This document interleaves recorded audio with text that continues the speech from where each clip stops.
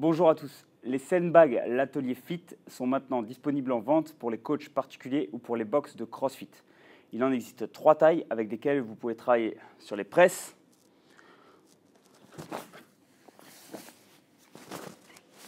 sur les squats également, ou sur le renforcement de la chaîne postérieure, simplement avec des marches.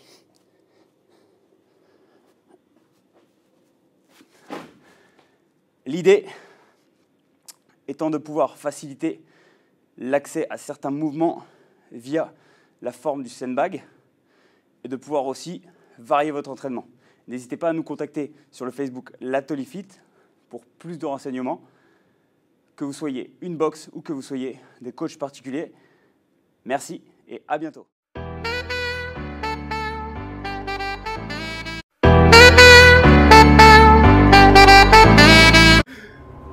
Ok, bienvenue sur le podcast de l'Atelier Fit.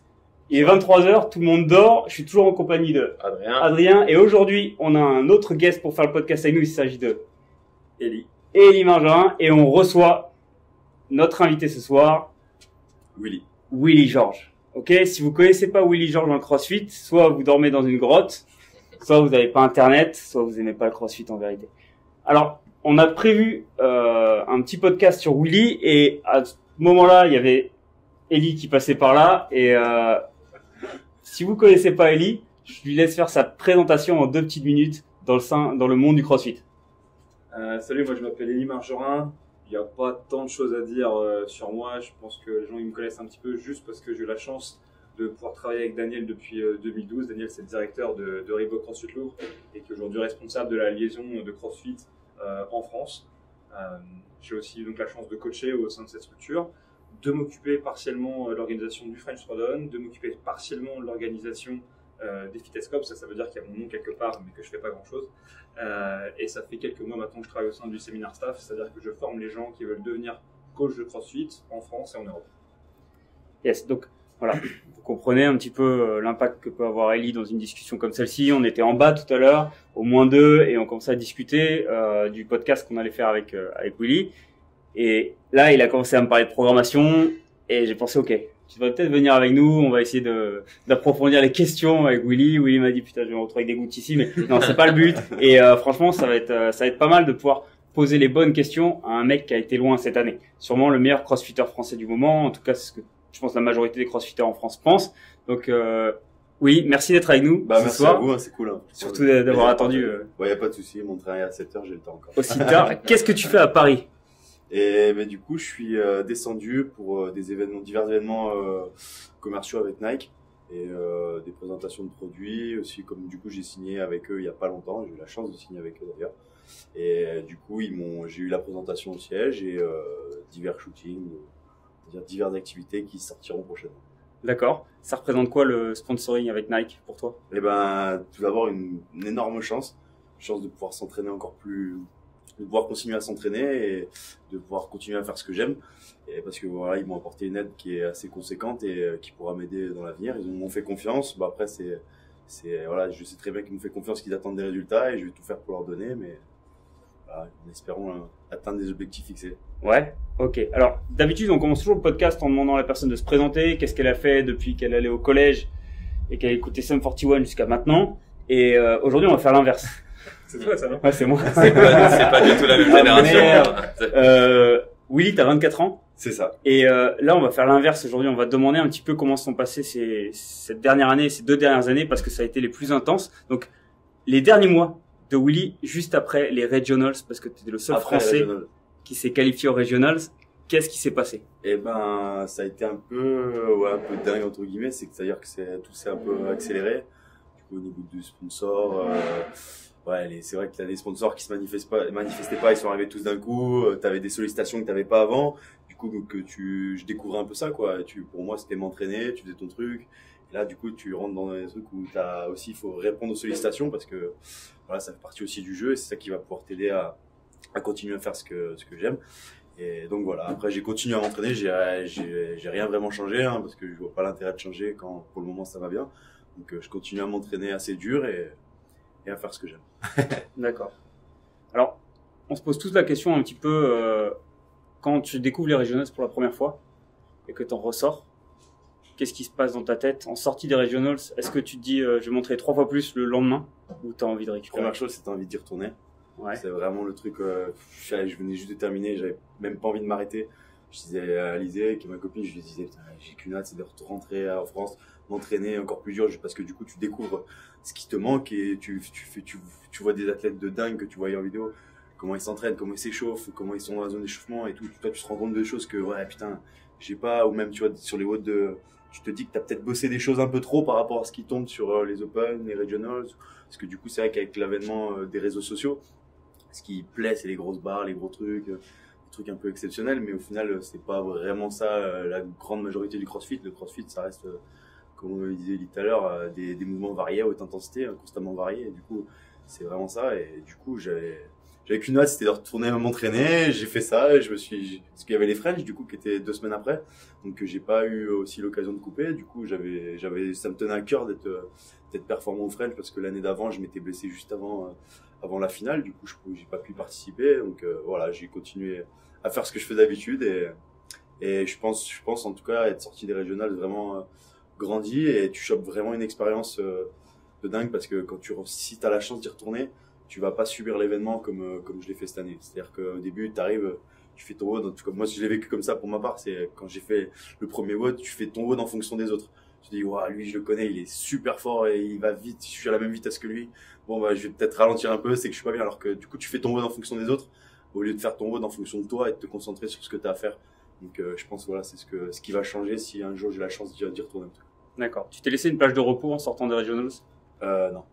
Ok. Et du coup, je vais rebondir sur ce que tu as dit sur l'entraînement du CrossFit. Est-ce que tu l'aurais peut-être modifié sur les regionals? Et du coup, je vais poser la question à Eli, parce qu'en fait, c'était pas le seul Français aux regionals. Toi, t'étais là-bas? C'est vrai que moi j'étais là-bas parce que je jugeais aux regionals. Déjà, on va revenir sur un truc, c'est que je sais pas comment est-ce que lui il a perçu l'événement, mais en tout cas sur le terrain, toi t'as pas été perçu comme quelqu'un qui a subi les 3 jours d'épreuve. Ça c'est clair et net. C'est ta perception, etc. Je peux comprendre. On a vu des athlètes, tu vois, subir les régionaux. On en voit tous les ans. Soit c'est parce que la programmation elle est pas pour eux, soit c'est parce que parfois ils sont en queue de classement et peut-être ça a un peu joué un peu des coudes bizarrement pour sortir la tête des Open. Je sais pas comment est-ce qu'ils se débrouillent, mais en tout cas après ils payent l'addition lorsqu'ils arrivent à cette phase-là. Et donc voilà, maintenant, il n'y a pas beaucoup d'échanges quand tu es juge avec les athlètes. Hein, c'est une poignée de main, un peu d'eye contact avant que la personne elle passe. Et après, eux, ils envoient. Mais en tout cas, en tant que Français, on était un certain nombre à être dans le public ou à être dans l'organisation, etc. On était contents, tu vois, de voir ce que tu as fait. Et clairement... c'était cool aussi de vous avoir, hein, mine de rien, quand je voyais à chaque fois tu terminais le vote, t'avais Julian ou toi ou quoi, t'étais en train de juger toi, mais du coup t'avais Julian qui était avec le portable ou avec Daniel ou quoi, c'était vraiment cool.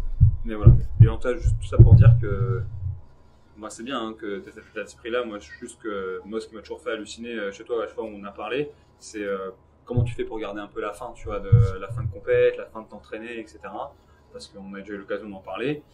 Tu t'entraînes de manière assez autonome. Tu vois, après, je ne vais pas empiéter sur peut-être des questions que vous avez prévues, mais tu programmes de manière autonome, tu t'entraînes de manière autonome. Ça fait 2 ans que tu pratiques. Et de toute évidence, quand tu vas aux régionaux, peu importe quand tu le sens, tu ne donnes pas l'impression de subir. Donc ça veut quand même dire que ce que tu fais au cours de l'année, c'est en phase avec ce qui est demandé pour les grosses compètes. Je te l'avais dit, je fais plein d'erreurs, mais quand tu fais une erreur, qu'est-ce que tu fais? C'est de la modifier. Et je pense que de faire les erreurs, ça m'aide aussi. Je pense qu'on va rebondir sur la preuve juste après, parce que justement, tu avais des remarques là-dessus, on en discutait tout à l'heure. Quels events t'ont le plus marqué pendant les regionals?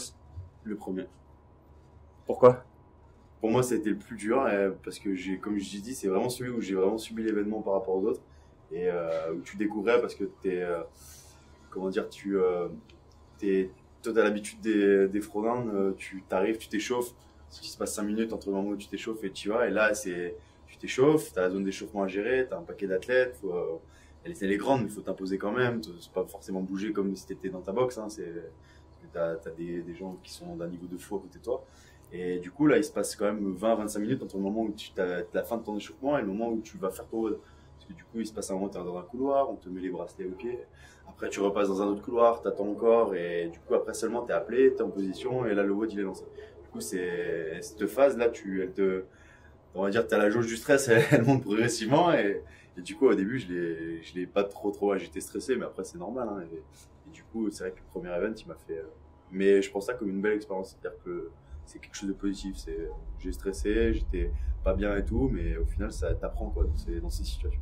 Tu stresses facilement, toi, en compète ou pas du tout? Ouais, j'ai n'importe quel WOD, hein, ça, ils le savent, à ma moque, je leur dis tout le temps, je peux faire n'importe quel WOD, là, si tu me dis, on va faire un WOD, je vais avoir la boule au ventre comme si c'était un WOD, mais c'est un truc que j'aime bien. Et ton stress te pousse à la perf ou pas du tout? Ah ouais, franchement, ouais. Plus j'ai peur, et à chaque fois que le WOD arrive, je me dis, putain, mais en fait, ou même je vais voir quelqu'un, je me dis, putain, mais comment ils font pour faire des trucs comme ça, c'est des trucs de dingue et tout. Et en fait, j'ai peur, mais j'ai qu'une envie, c'est de faire le WOD et ça m'énerve entre guillemets. Ça me permet d'aller encore plus loin, quoi. Je suis un peu bizarre. Je suis pas sûr. C'est assez drôle de savoir ça, en fait. Ah ouais, bah. Quand on te voit performer, on se dit, on a eu la chance de te voir performer ici même, sur cette plateforme contre Sandro. Après, c'est le jeu, faut pas montrer que, mais après, moi, je l'accepte parfaitement. J'ai la boule au ventre à chaque WOD et à chaque WOD, Ça te faisait ça dans d'autres sports? Ouais, je pense, ouais. J'y ai jamais vraiment pensé parce qu'au rugby, c'est un sport co, c'est différent. C'est pas ta perf, elle repose pas 100% sur toi, quoi. T'es avec une équipe, t'as des gens qui t'encadrent, des copains et tout. Du coup, ouais, je trouve ça. Mais du coup, tu sais aussi que t'es pas le seul à avoir la boule au ventre avant de rentrer sur un terrain. Ou je sais que t'as tes coéquipiers, ça te rassure quand même, quand t'as les copains, ils sont à côté de toi et tout. Du coup, c'est ça, cette particularité d'être rassurant, quoi. Que là, ensuite, t'es tout seul, si tu veux. J'ai envie de te dire, tu peux pas faire semblant, t'es pas prêt, Tu te mets vraiment dans ta bulle pour te concentrer et justement te surpasser, ou comme tu disais tout à l'heure là sur les regionals, quand il y avait les 2-3 types qui te suivaient et qui étaient vraiment à fond derrière toi, est-ce que ça te pousse un peu plus ou est-ce que en vrai t'es quand même concentré? De toute façon, si tu fais de la compétition au CrossFit, t'es un mauvais perdant, hein, faut être un mauvais. Je déteste perdre, j'ai pas peur de le dire, et ce mec qui fait un peu de compète et qui dit qu'il aime bien perdre, c'est qu'il se ment un peu à soi-même. Bah, c'est mon point de vue, mais après, voilà, je déteste perdre, et quand il y a quelqu'un qui me passe devant, j'ai qu'une envie, je vais tout faire pour accélérer, mais comme je dis toujours, si tu fais pas semblant, si t'es pas prêt, tu vas arriver à ton WOD, t'es pas prêt, tu vas pas sortir la baguette magique et à faire les rêves de plus, hein, tu peux pas te cacher, donc c'est comme ça. J'ai une petite question par rapport aux régionaux, juste par rapport au volume, tu vois, de l'entraînement. T'as 2 events par jour pendant 3 jours. La question que je pose, c'est comparé à des throwdowns, tu vois, où en général la compétition dure peut-être 2 jours, peut-être un petit peu plus, mais tu as beaucoup plus d'épreuves, ça s'étale sur toute la journée. Est-ce que ça fait une différence pour toi d'avoir 3 demi-journées de travail? Est-ce que tu as eu le sentiment d'aller plus loin dans les épreuves en termes d'intensité et d'engagement? Ou de toute façon, toi tu débranches et t'envoies la sauce? Mais comment tu as récupéré d'une journée à l'autre, tu vois? Comment ça a été d'avoir finalement un volume plus réduit, plus étalé? Et ben du coup, j'avais fait les WOD des régionales, je les avais fait quand même avant de faire les régionales, mais je pensais pas que ça allait être aussi. Je m'étais dit exactement ce que tu as dit. C'est-à-dire que ouais, en throwdown et tout, tu peux faire des fois, même aux affiliés de battle, tu fais 4-5 WOD dans la même journée. Le lendemain, t'es relativement bien, t'arrives quand même à faire un petit WOD le soir et tout, t'es pas trop cassé, alors que même si c'est des WOD assez durs, quoi. Et là, t'as 2 WOD par jour, mais j'étais dans un état, j'arrivais plus à marcher. Lisa, elle s'en rappelle, on était au 4e étage. Je disais, je pars 10 minutes avant, descendre, j'arrivais plus à descendre. Et même avant pour la petite anecdote, avant le WOD final où il y avait les burpees box jump et avec les sandbag clean, j'arrivais même pas à faire un burpee. C'est-à-dire que j'arrivais même pas à me mettre, tellement j'avais de courbatures aux cuisses. J'avais les cuisses, elles étaient mortes et tout. Et ce que disait Ellie, c'est que le volume est réduit, mais tu mets tellement d'intensité que du coup, ton corps, il réagit d'une autre façon. Et c'est là que tu te rends compte en fait que l'intensité, c'est vraiment la clé. Et même quand tu penses tu te dis, ouais, je l'ai fait à fond ce WOD, et ben, il y a peut-être quand même, tu peux peut-être aller encore un peu plus loin, quoi, au niveau d'intensité. Et ça se travaille. C'est-à-dire que, ce que tu as travaillé à la résistance au lactique, etc., en fait, quand tu arrives sur ces compètes-là, en fait, tu te rends compte que tu étais loin, en fait. Ah non, si, j'y étais, mais pas à ce stade, quoi. Là, t'es quand même il y a plein de monde. T'es dans une arène, tu sais que c'est les Meridian Regionals. Et du coup, tu vas à des endroits que tu pensais même pas pouvoir aller. Après, quand je m'entraîne, j'essaie toujours, chaque WOD que je fais, je me dis que c'est un WOD de qualif, et du coup, il faut que tu le fasses à fond. Du coup, parce que sinon, ça sert à rien de faire. Et depuis, t'arrives pas à aller rechercher ces intensités-là sur l'entraînement? Mais après, il y aura jamais tout réuni, mais là, t'es dans Ellie, pour l'avoir vécu, quand t'arrives au milieu, t'es dans une arène et tout, t'as qu'une envie, c'est de WODer, quoi. C'est de faire un truc, bouger ou te dépasser. Tu peux pas te défiler, quoi. Mais après, ouais, je suis un partisan de, ça sert à rien de faire 3 WOD si c'est pour mettre 80% d'intensité partout. Hein. L'intensité, c'est comme tout, ça se travaille et il faut progressivement la mettre. Il faut faire 1 WOD par jour à haute intensité. Et ben, si au fil des mois, tu as progressé et tout, parce que voilà, ton système nerveux, il a progressé, et ben, tu vas essayer d'en mettre sur 2 WOD. Et après, des mois plus tard, et ben, tu vas essayer de mettre cette intensité sur 3 WOD. Mais là, il y en a que très peu au monde qui peuvent le faire. Hein. Je pense que ça se rapproche de l'élite du CrossFit qui arrive à mettre autant d'intensité comme s'ils faisaient une compétition sur 3 watts dans la même journée. Et ceux qui disent qu'ils arrivent, c'est qu'ils sont jamais allés au-delà de leur vraie limite. Parce que, oui, peut-être qu'ils pensent être à 100%, mais que c'est pas réel. Tu t'es surpris pendant la compète avec justement l'émulation, le fait d'avoir des mecs qui performent à côté de toi et tu dises je suis au bout, et en fait tu vois quelqu'un passer devant toi et tu dis en fait je suis pas au bout.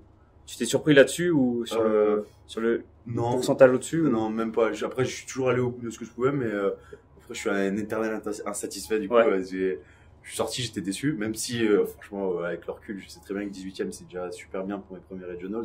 Mais après, même là, maintenant, j'aurais aimé mieux. Mais après, le truc, c'est que t'as beau dire j'aurais aimé mieux, ça sert à rien de dire ça. Hein, tu t'entraînes et tout, c'est quand tu t'entraînes, quand tu te lèves le matin tôt pour aller t'entraîner, quand t'as mal et qu'il faut quand même aller t'entraîner, et ben c'est là que j'aimerais plus, il faut y penser et te dire tu veux plus, travaille, et c'est là qu'après tu pourras espérer plus. Quand tu fais des WOD à haute intensité, est-ce que tu les refais parfois quand tu as l'impression de pouvoir aller plus vite quelques temps plus tard, ou tu reviens jamais sur un WOD dans ta programmation? Oui, si je le refais, ouais.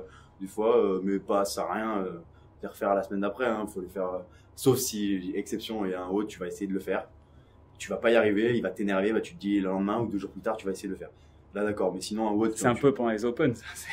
Ouais, bon, encore les Open, honnêtement, tous les WOD, je les ai fait 2 fois. Le vendredi, le lundi. Et franchement, moi, je vois pas l'intérêt de faire plus. Après, je dis pas, chacun sa méthode de faire les WOD plusieurs fois. Et moi, c'est ce qui me convient de le faire le vendredi et le lundi, parce que tu le fais une première fois, t'apprends un peu. Après, je suis du genre à partir, voilà, tu pars à fond, et si ça tient, c'est magique, si ça tient pas, tu sais qu'il faut partir un peu moins vite. Mais ouais, généralement, quand tu le refais, tu progresses un peu, quoi. D'accord. Et on va peut-être entrer dans la partie la plus intéressante de cette année, du coup. Ça a été comment, la préparation Regionals? Et ben, du coup, j'ai eu la chance de, un peu même beaucoup grâce à Eli, parce que du coup, il m'avait parlé de JST avec Steven Fawcett et tout. Et du coup, dès que j'ai su que j'étais qualifié, du coup, je suis rentré en contact avec Steven Fawcett et on a pas mal parlé. Et du coup, il m'a fait une programmation vraiment personnalisée de A à Z par rapport au WOD des Regionals. Et du coup, c'était un mois ou un mois et demi avant. J'avais une programmation vraiment personnalisée qui m'a vraiment aidé et qui m'a permis aussi de voir autre chose. Parce que c'est important de voir des fois des méthodes d'entraînement différentes. Quand tu as l'habitude de bosser d'une façon, même de voir ailleurs, je changeais un peu cette habitude. Donc ça peut faire que du bien.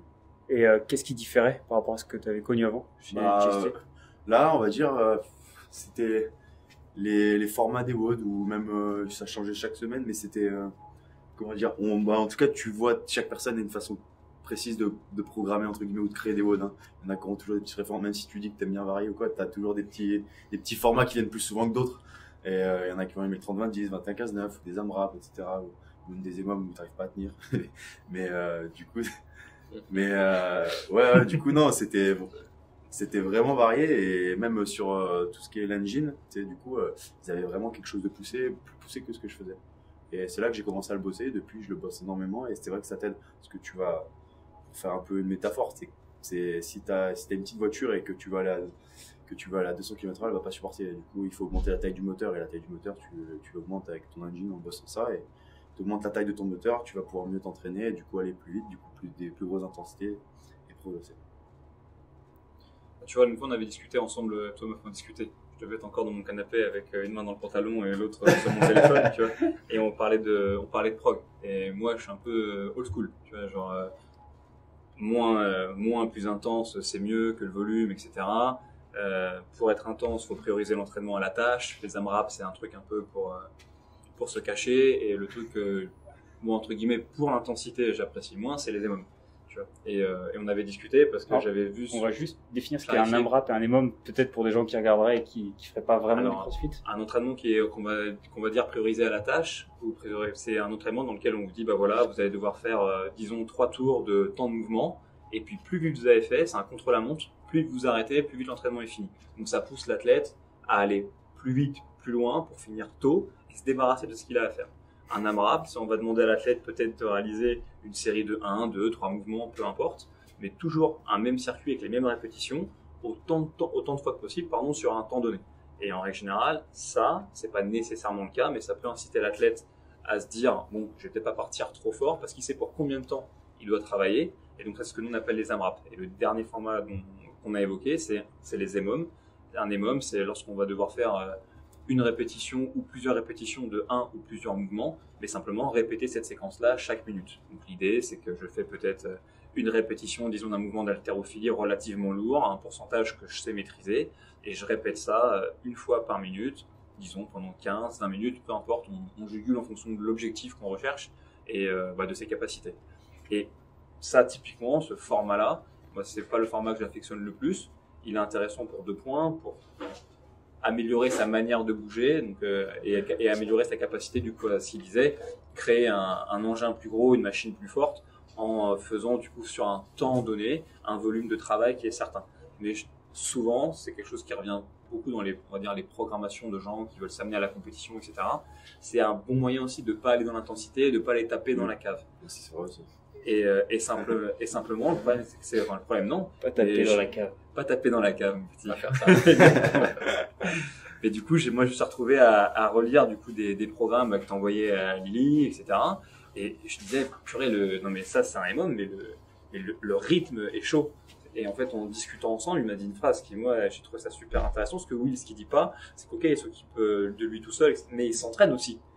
Seul. Et c'est pas facile d'aller au niveau seul. Et si on prend l'exemple de JST, par exemple, bah, eux, ils ont été aux Games en équipe. Pourquoi? Parce qu'ils ont un collectif et c'est ça quand même qui te tient. Et ça, c'est valable dans tous les sports. Et lui, il s'entraîne seul et il m'a dit ce truc-là, il m'a dit, bah, moi, quand je fais un EMOM, donc je m'impose des répétitions sur un ou plusieurs mouvements chaque minute, je veux que cet EMOM, il soit tellement dur, même pour moi, tellement dur à tenir cette cadence, que mon ennemi, ça devient l'horloge. Et que l'horloge, c'est mon adversaire, c'est ça que j'ai envie de battre. Bah, c'était con, hein, c'était un échange de textos. Et ce jour-là, je me suis dit, c'est pour ça que ce mec-là, il est fort, tu vois. C'est pas à la méthode, etc., machin, mais c'est l'état d'esprit. Et ça, dans sa programmation, c'est vraiment, vraiment intéressant. Parce que c'est pas l'état d'esprit que tu retrouves en général, même pour ce type d'atelier-là, tu vois. Ah, bah, après, c'est sûr, c'est, comme je disais à Antoine hier, c'était que quand je construis un EMOM, comme je disais à Ellie, je vois, souvent, j'aime bien mettre 2 mouvements dans la minute différents. Parce que, un seul mouvement, c'est pas intéressant, mais c'est moins, tu vas solliciter moins de filières ou moins de muscles. Et du coup, je mets 2 mouvements et, mettons, tu mets 12 reps dans la même minute, du coup, ça te fait 24 reps. Tu fais un calcul un peu rapide, tu sais que tu vas aller quand même presque entre les 2-3 secondes par mouvement, et du coup, ça va, en allant très vite, tu auras entre 10 et 15 secondes de récup grand max au début. Du coup, ce qui est intéressant, c'est qu'au début, tu as 10-15 secondes, à la fin, tu as 5 secondes, hein, il faut vraiment tenir. Et moi, comme je m'entraîne tout seul, ça me permet vraiment de tenir, et au final, ça se transforme comme si c'était un for time. C'est comme si un EMOM 10 minutes, c'est comme si j'avais 10 rounds for time. Et celui que je fais souvent, c'est tu fais 10 thrusters, 10 burpees dans la même minute. Et bah, du coup, quand je fais EMOM 10 minutes, c'est comme si j'avais fait un 10 rounds for time. Et je suis sûr que si je faisais un 10 rounds for time, j'irais peut-être pas aussi vite le temps que 10 minutes. Je mettrais peut-être plus que 10 minutes. Parce que du coup, à la fin, t'as pas envie de repartir et tout, mais tu lèves la tête, tu vois l'horloge, et tu sais qu'il faut repartir, que c'est la minute, du coup, tu repars. Alors que des fois, quand t'es en for time, t'es là, t'as l'impression de récupérer 3 secondes, mais en fait, t'as récupéré 15 secondes, et du coup, c'est un peu compliqué. Après, j'aime bien ça comme ça, et c'est vrai que c'est assez intéressant, et puis c'est un petit challenge, du coup, tu sais pas si c'est possible à faire. Ouais. Tu l'as sur le papier, il est beau, il est bien, tu te dis, c'est cool et tout.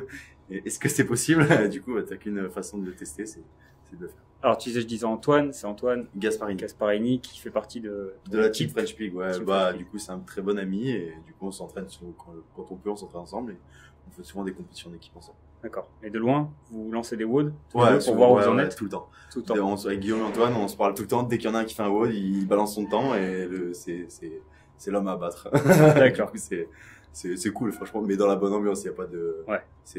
Franchement, si moi je fais un WOD et il me bat, je vais être content pour lui. Bon, après, j'essaierai de me rebattre, hein. Mais du coup, je préfère que, ouais, ce soit eux qui battent que quelqu'un d'autre. Et du coup, Ellie, tu disais que tu t'entraînais tout seul. Oui. Du coup, où est-ce que tu t'entraînes? Alors, je m'entraîne à CrossFit DBS 83, qui est une box de CrossFit à la Garde.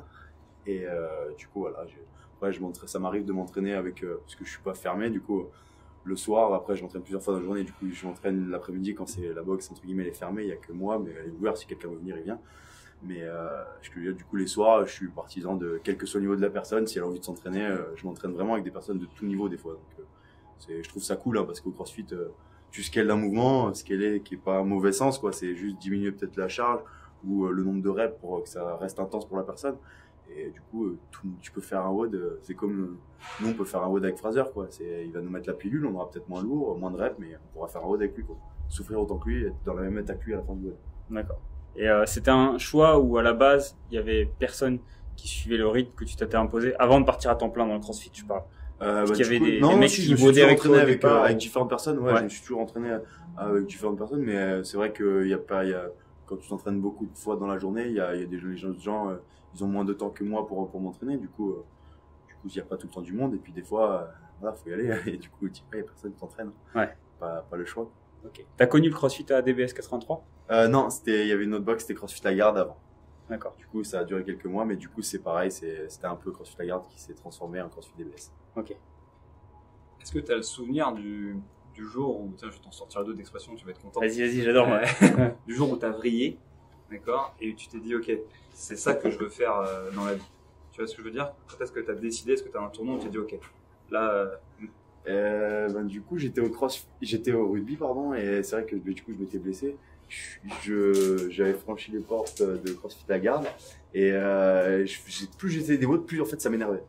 Non, mais c'est bête, hein, mais c'est vrai, j'essayais des WOD, en fait, je pense que c'est le cas de tout le monde, tu te sens bien et tout, t'as peut-être fait un peu de muscu avant, ou même t'as couru et tout, tu dis, ouais, j'ai un peu, ceux qui ont couru, ils se disent, ouais, j'ai du cardio, ceux qui ont fait de la muscu, ils disent, moi, je suis fort.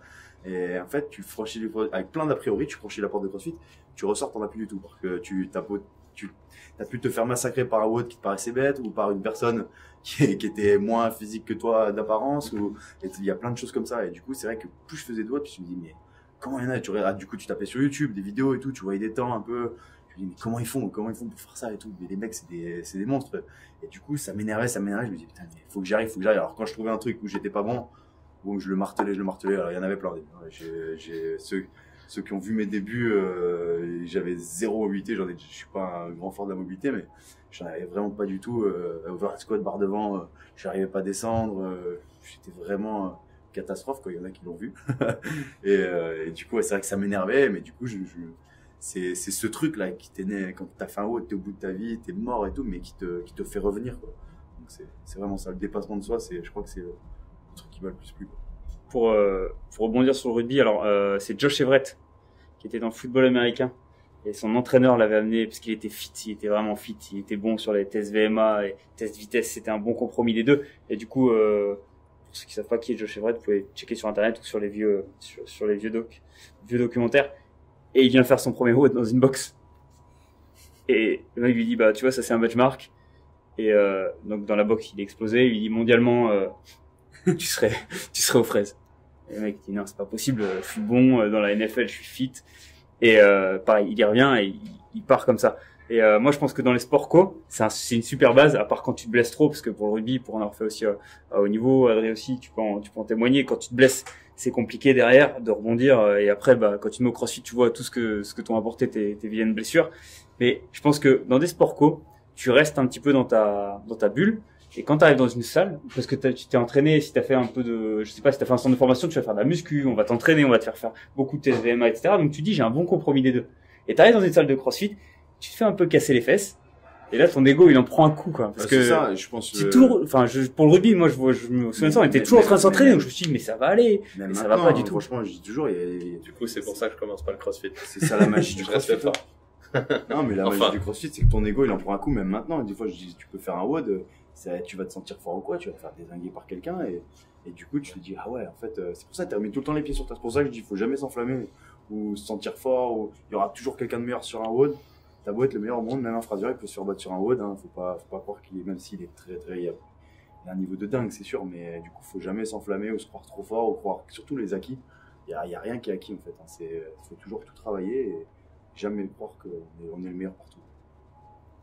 Et en parlant de Fraser, t'as re-regardé les Regionals derrière ou tu t'es pas du tout revu WOD? Non, je me suis pas regardé.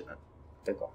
Non, Parce que je sais pas si les gens te connaissaient avant à l'étranger, mais maintenant t'es connu officiellement comme le double de Fraser. Ouais, il a balancé 50 fois le mec. Ouais, j'en ai entendu parler. Ouais, on m'a envoyé des captures d'écran un peu de vidéos. Ouais. C'était drôle au démarrage là quand ça a commencé. Le présentateur disait alors il y a plein d'athlètes qui sont arrêtés et qui ont demandé si c'était Matt Fraser ou non, c'est pas Matt Fraser. Ah, c'est flatteur pour moi, Ouais. pour lui. C'est quand ils m'ont vu bouger, mais mais du coup non, c'est. Sinon, je viens de recevoir 50 SMS de 50 filles différentes qui me disent tous qu'elles ont re-regardé. Ça vient d'arriver sur mon téléphone portable qui n'existe pas.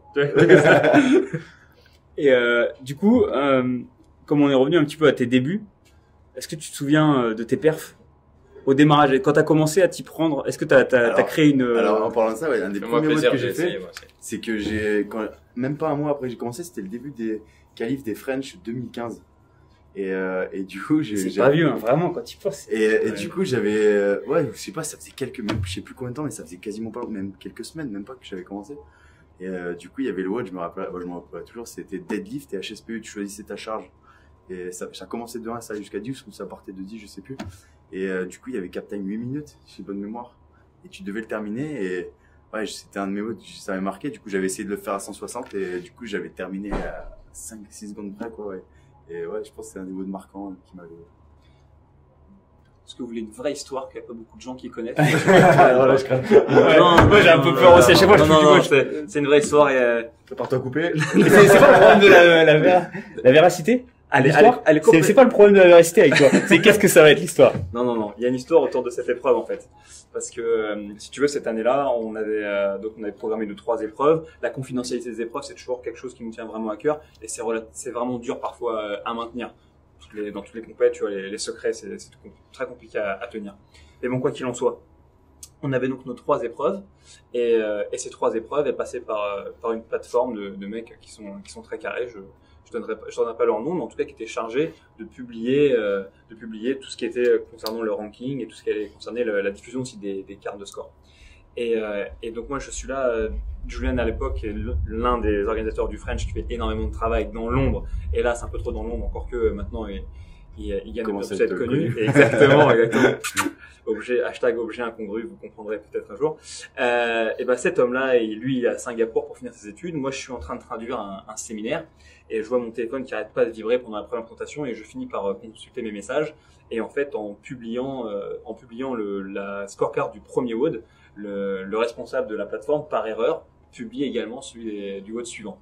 Et donc à la base, ce truc qui était quelque chose donc de dégressif, qui allait de 10 à 1, avec tu choisissais ce que tu voulais faire au soulevé de terre et tu faisais des push-up, en fait ça allait de 1 à 10. Le problème, c'est qu'on avait beaucoup de matériel vidéo qui était déjà tourné. Il aurait fallu retourner quelque chose dans une semaine de temps. On se disait qu'est-ce qu'on fait pas. Et du coup, on est venu avec cette idée sadique. On s'est dit bon, il y a peut-être qu'une seule partie des compétiteurs qui ont eu accès à ce document. Ceux-là, s'ils sont tentés de tricher, tu vois, ils vont répéter déjà plusieurs fois le WOD et compagnie. Qu'est-ce qu'on peut faire? Et ben, on a qu'à le monter à l'envers. Comme ça, si tu as eu le WOD en avance et que tu as grugé, entre guillemets, tu vas payer l'addition parce que tu vas devoir tout refaire, mais en partant d'en haut. Et puis ceux qui, de toute manière, n'ont pas eu accès à cette information-là, tu vois, auront l'occasion de s'exprimer. Ça change finalement pas tant que ça la simulation d'entraînement. Le test de finesse est toujours là et c'était toujours cool. Mais ce matin-là, tu vois, quand moi mon téléphone il a commencé à sonner, que j'envoyais des textos à Singapour pour dire faut régler ce problème-là et compagnie, c'est un des petites aventures du French qui était bien sympa. Voilà. Et du coup, celui-là, il t'a marqué? Ouais, il m'a marqué parce que c'était un des tout premiers que je faisais. Et du coup, après, j'ai fait bien évidemment comme tout le monde, les benchmarks, les girls, des trucs comme ça. Dès que t'arrives, tu fais ça. C'est à l'époque. Tu te souviens de tes premiers temps, Fran? Comme ça. Fran, ouais, j'ai fait rapidement moins de 2,30. Mais après, pareil, j'étais un peu un débile. J'arrivais, et je bougeais très mal. Là, c'est bien beau de faire des beaux trucs, mais quand tu bouges mal, tu dures pas dans le temps. Enfin, moi, on m'a quand même dit que Willy George, la première fois qu'il a fait un snatch, il a fait un power ou un muscle à 100 kilos. Juste comme ça. Ouais, mais je préfère que la vidéo, je l'ai plus, mais heureusement pour moi, elle n'existe plus ou elle tourne pas parce que c'était vraiment, vraiment ça, là. Et du coup, sur tes mouvements simples, donc là, on a évoqué le snatch, mais ton squat, ton deadlift, ton nombre de tractions? Ça, j'étais avec le rugby et comme j'étais déjà pas mal, j'adorais la préparation physique, du coup, au rugby. Et, du coup, j'avais déjà, on va dire, des bonnes bases. Mais après, le truc qui m'a manqué, c'est que j'avais pas de mobilité, pas de souplesse. Tu te souviens un peu des chiffres? Je saurais pas te dire, mais au rugby, en plus, c'est pas vraiment des vrais squats que tu faisais, quoi. Donc, ah bon? Non. Ah bon? Non, pas ce sujet-là, les gars. Pas ce sujet-là. Tu fais pas des vrais squats, tu te défonces les tendons. Quand tu dis tu fais pas des vrais squats, tu fais pas un squat très propre, il va pas très bas. Ouais, voilà, exactement. Calmez-vous. Des squats pas adaptés à la pratique du crossfit et qui sont de rep. Non, mais du coup, ouais, c'est souvent du deadlift, c'est à la trappe. Du coup, t'es au milieu. Et après les tractions strictes, ouais, je me rappelle que j'en avais déjà fait 36 assez jeune au centre de formation à Lyon. Et du coup, ouais, j'en ai déjà des bonnes bases, mais après, c'est vrai que je bougeais très mal. J'avais pas de technique, du coup, j'ai dû vite redécharger les barres, mobilité, beaucoup, et bosser la technique. D'accord. Et toujours maintenant, d'ailleurs. Ça, c'est une bonne question. Je pense qu'il y a plein de gens qui sont dans un peu ton profil, du moins pour cette partie-là, moi inclus. Peut-être certaines autres personnes. On entend un peu tout et n'importe quoi sur ce qui permet d'améliorer sa mobilité. C'est quoi, toi, ton point de vue par rapport à ça? Qu'est-ce qui a marché sur toi pour t'améliorer? C'est prendre le temps. Après, je pense qu'il y en a beaucoup, ils s'étirent longtemps, pendant des heures et tout. C'est peut-être pas le top. Il y a plein d'exos de mobilité un peu partout que tu peux choper même sur crossfit.com. Il y en a plein. Et mais après, c'est prendre le temps. Prendre le temps, il y en a plein. Et pas négliger l'échauffement. Et tu veux dire prendre le temps, ça veut dire? Il y en a plein, parce qu'ils sont étirés 5 minutes ou qu'ils ont fait 2-3 gris-gris sur une barre ou avec un élastique, ils ont l'impression d'avoir fait de la mobilité, mais c'est pas ça, c'est la mobilité, c'est d'ailleurs cibler ce qui te manque vraiment en mobilité, le bosser, travailler sur des exos que tu vas répéter assez souvent, avant de t'entraîner, ou même des fois après la séance, une fois que tu as fini, et voilà, les bosser, faut y passer, ça prend du temps, c'est pas marrant, c'est chiant, c'est tout ce qu'on veut, mais c'est ça qui va te permettre d'être technique. Si t'as beau connaître la technique par cœur, si t'as pas la mobilité, c'est un peu compliqué à mettre en place. D'accord. Mais du coup, tu prends du temps pour reperformer le mouvement ou tu travailles isolément certaines parties de ton corps? Avec des élastiques, même avec un peu toutes les positions qu'on peut retrouver dans des raw modes ou des vidéos classiques, quoi. Donc, c'est de prendre le temps, quoi. Tu fais que du passif comme du raw mode ou tu mets de la tension? Non, aussi, je fais les deux. Après, je fais beaucoup de passifs au début pendant un certain temps, et après tout ce qui est avec la barre et tout, répéter les mouvements barre à vide, ça c'est vraiment la chose que j'ai énormément changé. C'est effectuer bien le mouvement barre à vide, parce que maîtriser une barre chargée c'est facile, mais mine de rien faire un bon mouvement barre à vide c'est autre chose. Donc passer du temps, peut-être faire 10, 15 fois, 20 fois le mouvement, avoir une sorte de snatch barre à vide, ou faire différents mouvements, faire du saut de presse, des trucs comme ça, c'est des trucs qui peuvent énormément t'aider, quoi. En tout cas, ce que je pense que c'est. Je pense qu'il y a Ellie qui a cligné des yeux quand elle dit barre à vide. Tous les week-ends, Ellie, il est barre à vide en train de faire les démos. Non, après, je comprends qu'il y en a plein, ils ont pas le temps, du coup, il faut qu'ils, mais ceux qui ont des problèmes de mobilité, il faut qu'ils fassent l'effort de prendre son temps et surtout éviter de se blesser. Mais je sais que moi, j'ai eu des problèmes au genou, parce que du coup, j'avais pas assez de mobilité, du coup, tu prends des chaussures altéro, du coup, pour pallier ce problème de mobilité, mais du coup, tes deux genoux, ils s'envoient vers l'avant à fond, parce que du coup, tu joues sur ta mobilité de cheville et pas des hanches. Du coup, après, t'as tes tendons rotuliens ou tendons sous-occipital qui s'enflamment, et c'est un engrenage, et après, la blessure, t'es irritable, enfin bref.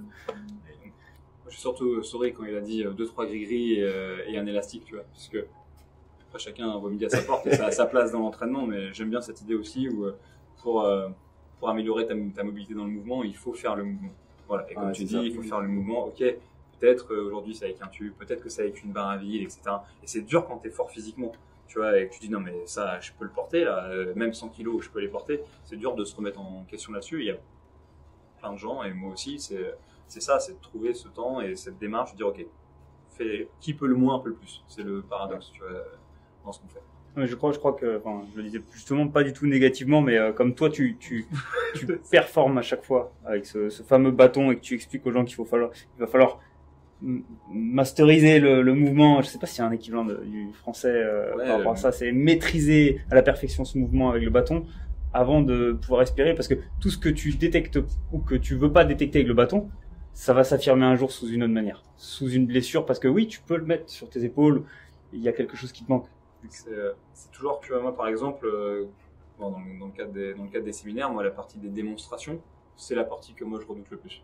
Okay. Donc moi je me mets toujours à la place des participants quand ils vont se retrouver avec un tube, tu vois, et qui vont devoir travailler, parce que franchement moi le premier c'est la partie que je redoute le plus. Tu me fais monter sur une boîte pour assister le mec qui présente les mouvements, je fais peut-être 12 reps en 45 minutes et je termine en nage, tu vois, parce que tu essaies de trouver la bonne posture, etc. Et c'est un vrai challenge. Mais je trouve que c'est aussi ça qui est beau dans ce qu'on fait. C'est-à-dire que tu as un moment donné, quand tu travailles vraiment la technique pure des mouvements, sans charge, etc., et que tu es que dans la recherche de l'optimisation de ce que tu fais, tout le monde est sur un pied d'égalité. Tu vois. Toi, moi, Will, on nous met en cercle. Ça se trouve, il y a un mec qui va venir ici, c'est son premier cours de crossfit, lui, naturellement, bam, il a posé le mouvement parfait.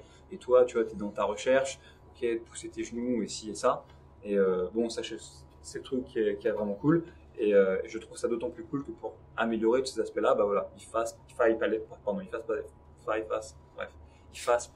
pratiquer, tu vas passer par ce truc-là, et qu'il n'y ait pas finalement de raccourci ou de recette magique, tu vois, c'est boss quoi. Du coup, 2015, tes débuts. Voilà, c'est ça. 2016, tu commences à te prendre sérieusement au jeu. Ouais, du coup, j'ai fait, du coup, 2016, du coup, il y a eu les qualifs des French. Même que j'ai été surpris j'ai fait un bon résultat au qualif des French, du coup, ça m'a un peu surpris. Et malheureusement, je me suis blessé, avant, et après, j'ai fait d'autres compètes, pareil. Avant, j'avais fait les Open, du coup, j'étais arrivé, je crois, je sais même plus combienième, ou 60e, 50e, entre 50 et 60, je sais plus, ou 60e et quelques, un classement à plus de 60, Europe. Et du coup, ça en avait surpris certains, ça avait fait parler un peu, parce que personne ne me connaît, après je les comprends, quand tu connais pas quelqu'un, mais après le CrossFit, faut pas croire, ça, c'est en train d'exploser, t'as des extraterrestres qui vont arriver, bien plus forts que moi, ou que d'autres et tout, qui vont arriver du jour au lendemain, en un an, tu vas les voir exploser. Et c'est parce que c'est un sport jeune, du coup, t'as des gens qui vont arriver. Donc voilà, j'avais fait un bon truc, ça avait parlé pas mal. Et du coup, voilà, après, je me suis pris au jeu, j'ai fait différentes compètes. Et puis j'ai continué à m'entraîner. Et voilà. Tu t'es entouré pour progresser dans certains domaines? Non, pas juste sur une programmation, mais est-ce que tu as visité, je sais pas moi, des salles d'haltéro? Est-ce que tu as été... il me semble que Alizé, elle fait de la gym. Elle vient de la gym. Ah oui, à part Alizé, elle m'a toujours aidé en gym. Hein, tu as toujours été en gym? Pour les mouvements ou quoi, et elle m'a toujours bien encadré. L'haltéro, t'as pas... L'haltéro, non, j'ai jamais franchi, je me suis jamais entraîné dans une salle d'haltéro. D'accord. Tu penses? Quoi? Pour le moment, si un jour je veux faire de l'haltéro, oui, mais là, je suis prêt à faire quelques barres de temps en temps. Après, je dis pas, il y en a qui prennent du plaisir à ça, mais moi, je préfère faire une barre après un AMRAP ou un 4-time. Après, t'as 10 minutes pour faire un max avec le cœur à 150, c'est un peu différent. T'es à combien au snatch? Snatch 130. Et port clean? Ou clean? Clean 165. Clean 165? Voilà, clean and jerk 157. D'accord. Tout ça sur YouTube? Sur Instagram. Quoi, tu crois que non, tout ça appris sur YouTube, ça n'existe pas, c'est ça? À la Ben Smith, là, j'ai appris ça sur YouTube. Ah bon? Non, donc du coup, ça a été l'entraînement à la boxe et ton entraînement perso qui t'ont amené à ces valeurs-là? Après, comme j'ai dit, ma programmation que j'ai fait, au début, elle était pas top, et même toujours maintenant, elle est pas top. Mais à chaque fois que j'ai fait une erreur, du coup, vu que c'était moi qui le faisais, j'ai fait l'erreur, je m'en suis rendu compte, et je l'ai modifié. Du coup, après, c'est sûr que j'en ai fait des erreurs plein, hein, même de WOD, de programmation, de façon de s'entraîner, même de façon d'aborder les trucs. Mais à chaque fois, j'ai essayé de rectifier un peu mieux. Du coup, petit à petit, même si tu fais des erreurs, il progresse petit à petit. J'ai progressé dans ma façon de programmer. Mais sans parler de programmation, sur des mouvements techniques, comment tu t'auto-évaluais? Par exemple, tu restais plafonner une charge et comment tu savais vers où aller? Parce que là, t'as quand même des valeurs qui sont intéressantes. Et après, j'ai regardé toutes les vidéos. Hein, j'ai fait comme tout le monde, en tout cas comme pas mal de monde, c'est que tu regardes des vidéos de throwing, de trucs, même des vidéos techniques ou sur crossfit.com. J'ai fait comme tout le monde, tu regardes, et après, au début, je connaissais un peu la technique, mais du coup, je pouvais pas trop l'appliquer parce que j'avais ce gros problème de mobilité d'épaule, de hanche, de bassin et tout. Du coup, c'était assez compliqué. Et petit à petit, j'essaie de modifier ça, et ça prend du temps, et j'essaie vraiment de le modifier. Il y a plein de gens au début, ils me disaient, mais c'est vraiment ça que tu fais. Mais moi, je voyais que c'était sale, mais c'était bien plus sale avant. Je voyais que j'avais un peu progressé, du coup, faut continuer, même si, sur la programmation, tu vois, c'est délicat, mais il y a un documentaire qui est pas si vieux que ça, tu vois. Je crois que c'est la dernière année où Kalipa il a fait les games en Indive, peut-être l'avant-dernière année. C'était l'année où ils ont sorti le t-shirt What is Rich Doing, etc. Et t'as un moment donné où il sort d'une épreuve et le journaliste lui dit alors, mais vous au fait, qui s'occupe de votre programmation, qui vous entraîne et tout. Et le mec il marche et il dit si vous voulez progresser dans un domaine, il n'y a pas 36 000 solutions, il faut aller chercher le meilleur au monde dans votre domaine. Et c'est cette personne-là qui va vous faire progresser. Et il disait, le problème, c'est qu'à l'heure actuelle, les meilleurs au monde dans le CrossFit, et à l'époque c'était le cas, il dit bah c'est nous, tu vois. Donc en gros, moi je m'occupe de ma programmation parce que pour l'instant, dans le monde il y a personne d'autre de meilleur. Je pense que toute proportion gardée, à dimension gardée, je pense que pour l'instant c'est un peu le cas de Will, c'est-à-dire que pour pratiquer de la compète et pour performer à haut niveau, etc. Pour l'instant, peut-être qu'il a trouvé personne de mieux que lui-même pour s'occuper de lui. Et en France, est-ce qu'il y a vraiment un coach pour l'instant qui s'est positionné, on en connaît tous des très bien, hein. J'en passe une pour David au passage, que j'apprécie vachement, et qui fait un travail du coup j'en place une pour Guillaume Manois alors. Et ben voilà. J'en place une pour tous mes potes tombés. Non mais ce que je veux dire c'est en gros comment tu fais pour t'entraîner pour aller chercher du savoir-faire ailleurs qui est pas à l'étranger, qui est pas en Angleterre, qui est pas aux États-Unis. Maintenant il y a des très grands coachs qui ont là, moi je sais pas, on pense à Incho par exemple qui est venu donner son expertise dans un domaine. C'est des spécialistes et le problème c'est comment est-ce qu'on fait lorsqu'on est un athlète. Alors j'aime pas le terme très haut niveau ou de haut niveau parce que pour moi c'est vraiment en référence à tout ce qui va être sport olympique ou sport pro, mais en tout cas quand on est un athlète qui cherche à performer et qui cherche à être aussi bon que ce qu'il peut, à se dépasser, il y a un moment donné, pour son cas à lui, moi je pense que c'est ça aussi qui deviendra à un moment donné un dilemme, c'est qu'est-ce qu'il fait, parce que même si là aujourd'hui il programme pour lui, il programme bien. Du coup, parce que du coup ça m'a fait réfléchir parce que ce discours il me le tient souvent et il a raison. Honnêtement, à chaque fois qu'il m'a dit des choses, il avait raison. Et du coup, franchement, ouais, c'est qu'à bout d'un moment, pour être honnête, si tu veux progresser ou même être coaché par quelqu'un, il faut bouger de la France, hein, c'est pour le moment en tout cas. C'est vrai qu'il y a pas, faut aller voir d'autres personnes. J'ai eu la chance, Steven Fawcett, mais du coup, c'était en Angleterre, c'était plus proche, quoi. Mais même par la suite. C'était à lui que t'allais poser la dédicace? Non, c'était à Guillaume Manois, Guillaume de troisième de la team Fresh. Ouais, pour moi, ma petite aparté, mais il fait une programmation qui s'appelle The Fittest et pour savoir comment il l'a fait, parce que du coup, même des fois, voilà, on en parle, quoi, quand il a les programmes, du coup, moi, il sait très bien que j'adore les WOD.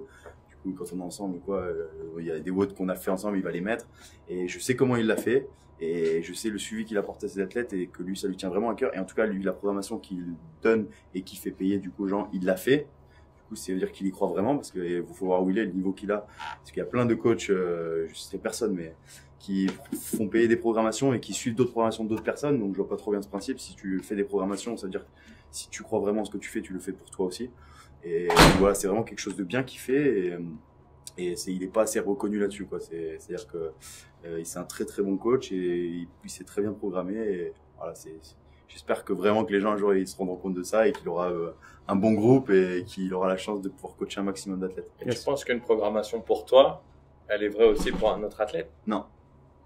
Dans ce cas-là, pourquoi le coach ne pourrait pas te faire une programmation perso à toi et se faire une autre programmation pour lui? Parce que déjà d'une, il n'a pas forcément les mêmes parce que là, c'est deux choses différentes. Après, au niveau, moi, je sais que ma programmation, je parle pour la mienne en tout cas, elle ira pas forcément tout le monde parce qu'il y en a peut-être qui pourront pas supporter le volume que je mets. Après, le volume, je l'ai bossé, hein, c'est-à-dire que j'ai pas commencé avec ce volume. Faut pas croire que j'ai de suite réussi à mettre autant d'intensité sur autant de watts dans la journée. Mais du coup, il y a peut-être quelqu'un qui va essayer ma programmation, il va se blesser au bout de 5 jours, il va dire elle est nulle, lui il fait de la merde et elle lui convient pas. Et c'est comme si nous on va faire celle de Rich Froning. Rich Froning il fait des watts toute la journée. Ah, elle est nulle, je me suis blessé au bout de 3 jours. 3 jours t'as tué toi? En premier watts, j'ai craqué. Après, t'entendras toujours du coup. Ouais. Ton point de vue, c'était quand toi t'as parlé de Kalipa, quand tu disais que c'était les meilleurs mondiaux, si tu prends les meilleurs français, Guillaume est dedans. Voilà, du coup, t'as un vrai feedback d'un mec qui est à ce moment-là. Et surtout, je sais qu'il aime ça. C'est-à-dire qu'il aime ce qu'il fait. C'est-à-dire, il prend du plaisir à coacher quelqu'un, à être derrière lui, et même à élaborer des watts pour faire progresser la personne. Il pose pas un watt tel quel pour, tiens, c'est un watt il fallait qu'il bosse du plunger. Ouais, 21-15-9 avec ça, avec des toasts sous barre, tiens. Il pense vraiment à un suivi, une programmation, dans la durée, comment il va voir les trucs, comment il va faire progresser. Et je trouve ça vraiment intéressant et vraiment cool. Je vais pas parler de David juste parce que je sais que David, c'est la même approche. On l'aura la semaine prochaine ou la semaine d'après avec un guest proche de toi finalement sur ce qu'il a fait cette année. Mais juste ce qu'il y a de sûr, c'est que c'est bien qu'on parle de programmation, c'est que je pense qu'il y a un point qu'on peut clarifier, c'est que juste, on disait est-ce que la programmation fonctionne pour Willy, fonctionne pour quelqu'un d'autre, etc. Et il a répondu clairement non, mais c'est pour une raison qui est simple, c'est qu'en fait, il y a deux choses qui sont complètement différentes. Il y a ce que fait Willy, qu'on appelle entre guillemets le sport de CrossFit. Ouais. Et il y a ce qu'on fait dans les box, et il y a ce que les gens ils font toute l'année, toute la journée, qui s'appelle le CrossFit.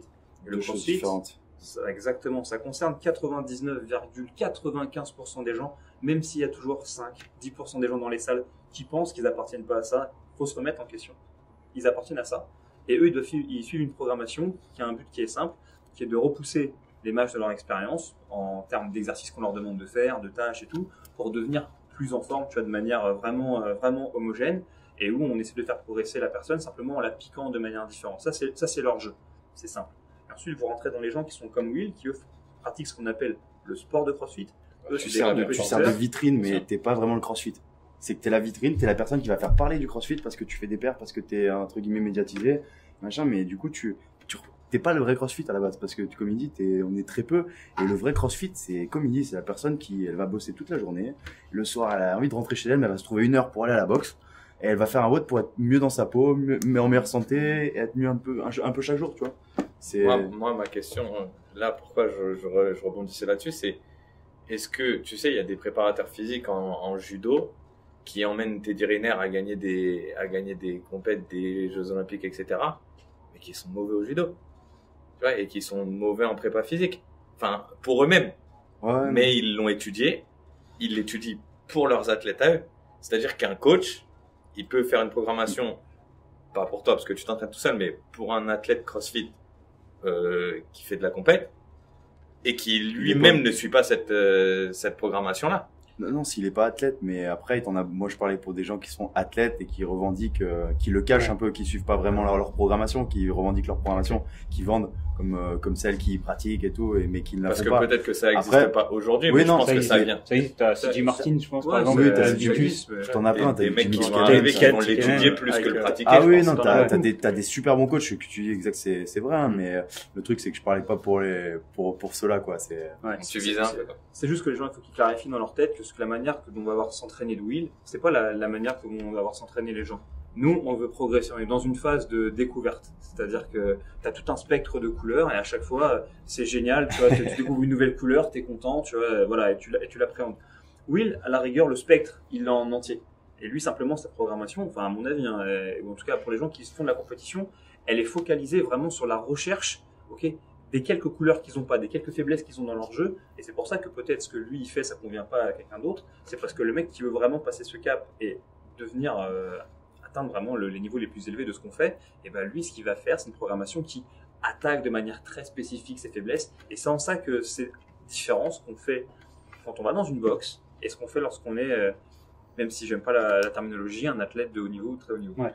Est-ce que, par rapport à ça, quand tu vas chercher justement ces dernières petites couleurs, est-ce que justement il s'agirait pas de t'intéresser aux spécificités de ce qui fait le CrossFit, c'est-à-dire aller chercher, pas t'entraîner toute l'année en haltéro pour faire des compètes d'haltéro, mais aller chercher chez un bon entraîneur d'haltéro, chez un gymnaste, c'est super intéressant, chez un coureur de fond qui va, je sais pas. Ah si, faut le faire, mais après moi j'ai pas eu l'opportunité. Quand tu disais que l'haltéro, t'avais pas envie. J'aimerais bien. J'ai eu un ami qui est très fort en haltéro, qui est dans les meilleures forces en haltéro, qui est venu s'entraîner avec moi et du coup qui m'a donné de précieux conseils. Après, ce que tu dis, c'est franchement une chance. Et moi, j'aurais bien aimé avoir cette chance de l'opportunité d'aller un peu à droite à gauche, mais on l'a pas forcément. Et du coup, voilà, tu fais un peu avec ce que t'as aussi. Ça va peut-être te le permettre. Ouais, non, du coup, carrément. Mais après, c'est vrai que moi, ce que j'adore dans le CrossFit, c'est que, comme tu dis, c'est que tu dois être prêt à tout. Mais le truc qui est vachement intéressant avec le CrossFit, c'est que tu t'entraînes à plein de trucs, mais du coup, tu peux être performant en t'entraînant à plein de trucs sur un truc que t'as jamais fait de ta vie, que tu vas découvrir d'un coup. Par exemple, le pegboard, quand ils l'ont mis, il y a plein de gens qui l'avaient jamais fait, et tu regardes au final, les mecs les plus en forme, ben, au final, c'est ceux qui étaient bons au pegboard, hein.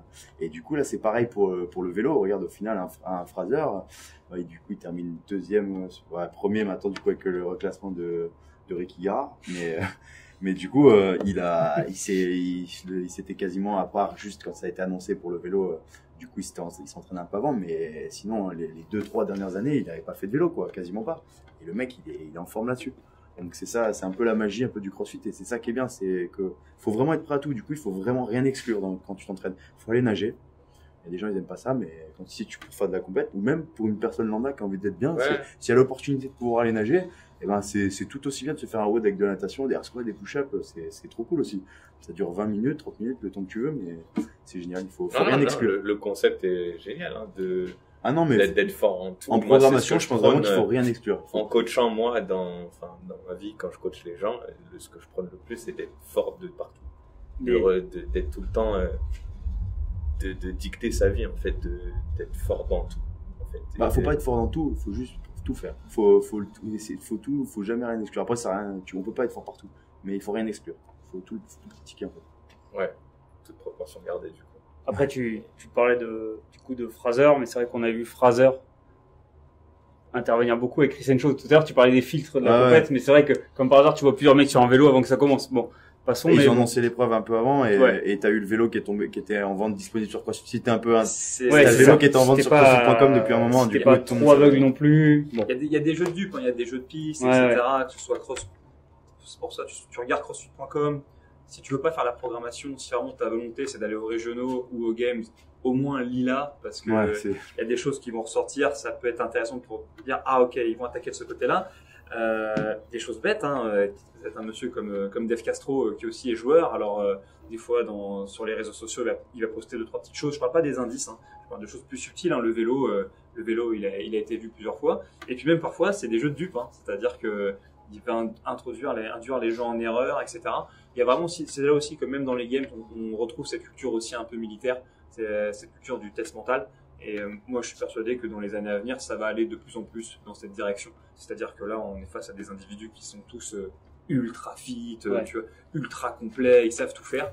Et que du coup, toutes les choses qu'on peut faire pour les mettre dans l'inconfort, comme quand on les fout dans un bus ou dans un avion, pour aller quelque part au milieu de la nuit où ils savent pas où ils vont, ils savent pas ce qu'ils ont à faire, c'est pour jouer sur la tête, c'est surtout sur le mental. Donc, c'est vrai que y a des choses des fois qui sont un petit peu induites, mais ça reste de la déduction, ça reste des paris, ça reste tout ça.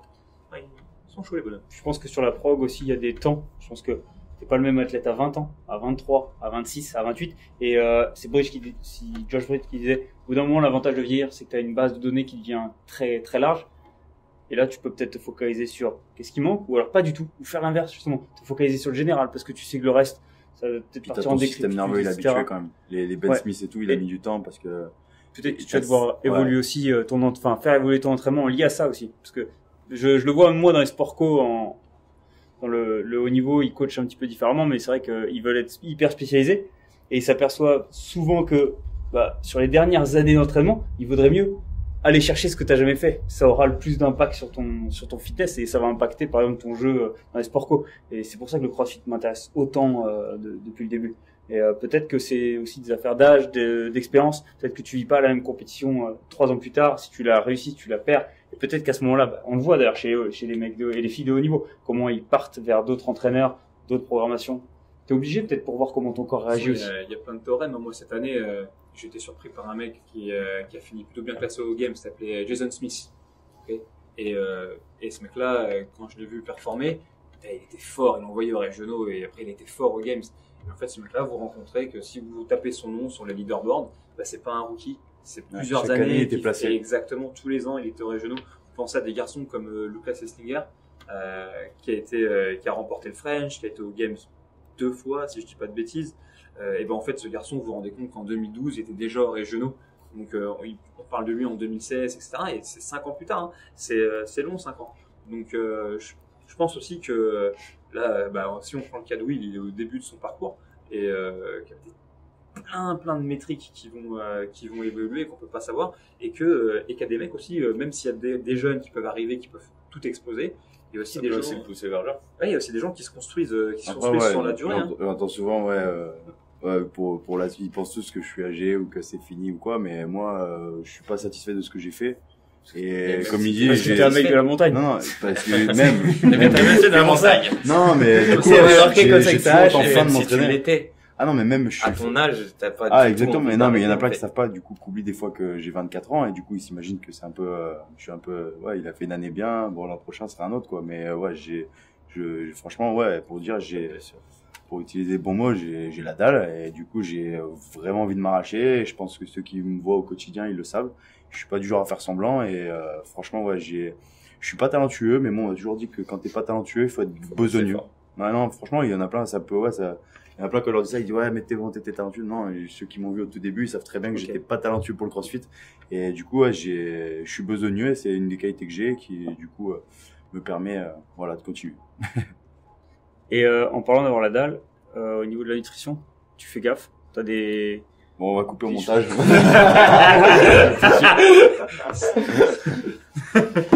Ouais, alors on parlait de programmation, on disait sur la programmation. C'est là où je m'efface ou pas? Non, là, on fait des bons Là, battles. là, On fait des bons battles. Non, ouais, du coup, ce que je veux dire pour moi, je suis pas dans le vrai. Donc, je dis pas, je suis pas dans le vrai. Tout ce que je suis rigoureux au CrossFit, je le suis pas à l'alimentation. Après, j'essaye de progresser là-dessus parce que je sais très bien que c'est une dominante de la performance. C'est un facteur de la performance et que si tu veux mettre toutes les chances de ton côté, bah, il faut faire un peu des efforts partout. Et ça, c'est pas à négliger parce que ça peut vraiment faire la différence. Mais je me refuse pas, je me refuse rien. Ouais. Je suis un bon vivant, j'aime bien, ou même, voilà, tout à l'heure, tu vas au resto, tu manges un burger, et ben, c'est ça, quoi. C'est Bio, sans gluten. Normal, quoi. J'ai été au resto avec Ali, il y a pas si longtemps que ça. Il mange pas un burger. C'est pas la peine de mentir, il mange 2-3 burgers. Sur la carte. Ah, celui-là est bien. Ok. Mais tu t'entraînes combien de fois par jour? 3 fois. Ouais, donc t'as besoin de fuel, quand même. Après, voilà. Mais après, j'essaye vraiment de manger suffisamment de légumes. Après, c'est vrai, il y a des jours dans la semaine où tu te fracasses, ou même t'as des fois, en tout cas, moi, c'est mon point de vue, l'esprit, il a besoin des fois de déconnecter, d'arrêter d'être trop strict. Des fois, faut déconnecter. Et du coup, comme j'arrive pas à déconnecter en étant moins strict au CrossFit, du coup, je dois sur la bouffe. Mais, ouais, du coup, j'essaye quand même de manger suffisamment de légumes, surtout pour l'équilibre acido-basique, pour éviter toutes les blessures un peu cons comme les tendinites. Et après, j'ai la chance d'avoir, par exemple, une gamme de produits comme Pure Vitae qui sont bio et c'est issu de plantes et tout. Du coup, c'est vachement, même si je dis pas ça parce que je suis sponsorisé par eux, mais leurs produits sont vraiment bien et ça peut vraiment aider, même ne serait-ce que pour la qualité du sommeil, parce qu'au final, il y en a plein, ils ont des fois sur les réseaux, bah, avec l'avènement des réseaux, t'as des recettes miracles un peu partout, la nutrition de ci, de ça, Insta fake, comme il sait de quoi je parle. Mais du coup, ouais, au final, la grosse dominante, ça reste le sommeil. Hein. Faut bien dormir, c'est super important. Ok. Et bah, on va pas tarder à conclure. Mentalement, comment tu fais? Parce que vu que tu as été sujet à du stress en compète, est-ce qu'il y a des routines chez toi qui s'installent, des lectures, des musiques, je sais pas, comment tu gères tout ça? Non, il y a pas de routine. Après, moi, je suis concentré dans mon WOD avant, mais tu peux me sortir en 2-2 et c'est pas pourtant que je vais sortir le truc, mais je peux délirer avec, comme quand on est souvent avec Antoine et Guillaume en compète, ou même si au French, par exemple, t'es dans la file d'attente, il y avait Julian ou David ou quoi, tu leur glisses une connerie ou 2-3 trucs. Du coup, j'ai pas vraiment de routine. Dès que j'arrive, dès que t'as le bip ou tu sais que tu vas partir, je suis à mort de faim et je pense qu'il y a une chose, c'est fracasser le WOD. D'accord. Juste une petite dernière question. On a parlé un peu de ton passé et tout, mais moi je t'entends parler depuis tout à l'heure. Tu vois, là on a passé un peu de temps avec Antoine.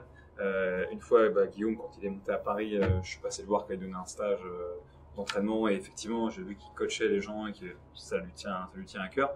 Là, quand on a discuté ensemble, t'as l'air carré sur la méthodologie, t'as l'air d'avoir un paquet de connaissances, tu vois, sans l'étaler. Ça t'a jamais traversé l'esprit de te dire que peut-être à un moment donné, peut-être pas aujourd'hui, hein, mais t'aimerais partager ça et coacher aussi? Ah si, carrément, j'aimerais vraiment. Bah après, je le fais à petite échelle. Bah, du coup, je m'occupe d'Alizée, du coup, qui est ma copine, et de moi, du coup. Mais pour le moment, ouais, c'est vrai que je reçois beaucoup de demandes de personnes qui me demandent si je fais une programmation, si je peux la faire suivre, si je peux faire du coaching remote ou des trucs comme ça. Mais le truc, c'est que pour le moment, ouais, comme tu dis, je préfère encore engranger un max de connaissances, me former et faire les choses bien, vraiment progressivement. Et pourquoi pas par la suite, vraiment, c'est quelque chose qui m'intéresserait, ouais, vraiment, car j'adore cet aspect. J'adore surtout l'aspect programmation. C'est vraiment quelque chose qui est, comme je dis toujours, des fois, tu vois un WOD sur Instagram ou quoi, ça c'est le côté positif des réseaux sociaux, c'est que t'as un partage de WOD ou de mouvement qui est assez énorme. Et tu vois un WOD, tu te dis, putain, il a l'air génial, t'as qu'une envie, c'est de le faire. Et c'est ça qui est bien aussi, c'est que des fois, quand t'as une preuve, tu fais, bah, ce WOD, il est génial, je vais le faire et tout. T'as qu'une envie, c'est de le tester. Du coup, c'est assez intéressant. Ok. Et puis, enfin, ce que je me disais aussi, c'est par rapport là, tu me dis, tu voudrais bien coacher après, mais c'est vraiment après, en fait, parce que le jour où tu commences à coacher, t'oublies de t'entraîner, en fait. Non, pas forcément. Regarde, il y a des gens comme Guillaume, ils y arrivent. Ils le font, et il y en a plein, c'est pas le seul, hein. J'en oublie plein, mais. André Houdet. Ouais, André Houdet, il y a plein de gens ultra compétents, il y a plein de gens ultra compétents qu'on ne connaît pas, hein, ou qu'on n'entend pas trop parler, parce que les très compétents, comme on a cité David ou Guillaume, et j'en oublie plein, ou André Houdet ou quoi, ils sont ultra compétents, mais c'est peut-être pas eux qui ont les grandes gueules, on va dire clairement, mais c'est pas eux qui ont les grandes gueules sur les réseaux sociaux, du coup, c'est pas eux en premier qu'on voit quand on découvre le CrossFit quoi que ce soit, et c'est bien dommage. Mais l'énergie que tu dépenses dans la nécessité de devenir un athlète de haut niveau, c'est quand même de l'énergie que tu peux perdre à commencer à t'occuper de gens trop nombreux ou trop d'heures ou Oui, c'est sûr Ou à aussi. l'inverse, quand t'entraînes C'est trop, sûr aussi. des fois, moi, je pense plus à mes athlètes qu'à moi. Oui, non, c'est Clairement, je sûr. m'entraîne tous les jours, j'arrive à m'entraîner, Ah. mais pas comme je le voudrais et pas comme je le faisais. En fait, avant, je m'entraînais beaucoup Ouais, non, plus. c'est carrément. Et en fait, à force de travailler, dès que tu rentres dedans, tes athlètes, ils attendent quelque chose de toi. Et toi, enfin, si t'es, je pense, un bon coach, tu rentres vraiment dans la prépa de tes athlètes, dans le process. Et là, t'en oublies. Moi, des fois, je vais à l'entraînement, je pense pas à mon entraînement, alors qu'il faudrait. Je pense à l'entraînement d'après de mon autre c'est athlète exactement ou du pour lendemain ça matin. que je veux pas le faire maintenant, c'est parce que du coup, quand je fais les choses, je préfère les faire bien et à 100%. Du coup, pour le moment, je me concentre sur moi, sur ce que je vais faire. Plus comme j'ai dit, cette année, j'ai pour la chance de vraiment faire ça grâce aux sponsors de Nike ou d'autres marques. Et du coup, c'est vraiment une chance qui m'est donnée et j'ai pas envie de dire si j'avais fait ça, si j'avais fait ci, du coup, je préfère me mettre toutes les chances de mon côté et rien regretter et on va vivre pleinement cette petite aventure. Même si ça aboutit pas, moi j'aurais essayé. Et nous, c'est tout le mal qu'on souhaite. C'est une réussite. La dernière question. Quelle est la question qu'on t'a pas posée jusqu'alors et que t'aurais voulu qu'on te pose? Es-tu un athlète dopé? Allez, bing! Je veux le gasoil! Non, c'est pas ça, je vais pas faire un coup de gueule parce qu'il est tard et on est fatigué, non, mais, ouais, on se dope tous, hein. C'est la question, il le sait parce qu'on en parle souvent, mais même si tu te fais contrôler, il y a toujours des gens qui t'empêcheront jamais les gens de parler parce que du coup, ils sortiront toujours des histoires et même s'ils ont vu le documentaire Icare, je peux les comprendre. Mais ouais, c'est vrai que souvent, les spéculations de dopé ou même les histoires, même ceux qui répandent ces histoires, je trouve ça dommage parce que, je le répète, et je parle pas que pour mon cas, je parle pour d'autres athlètes on dit d'eux aussi que des fois qu'ils sont dopés. C'est qu'une personne qui va dire d'un tel, il est dopé, en une fraction de seconde, il fracasse tout le travail que cette personne a fait. Et même si cette personne est clean, tu viens fracasser tout le travail qu'il a fait. Du coup, tu lui laisses même pas le bénéfice du doute.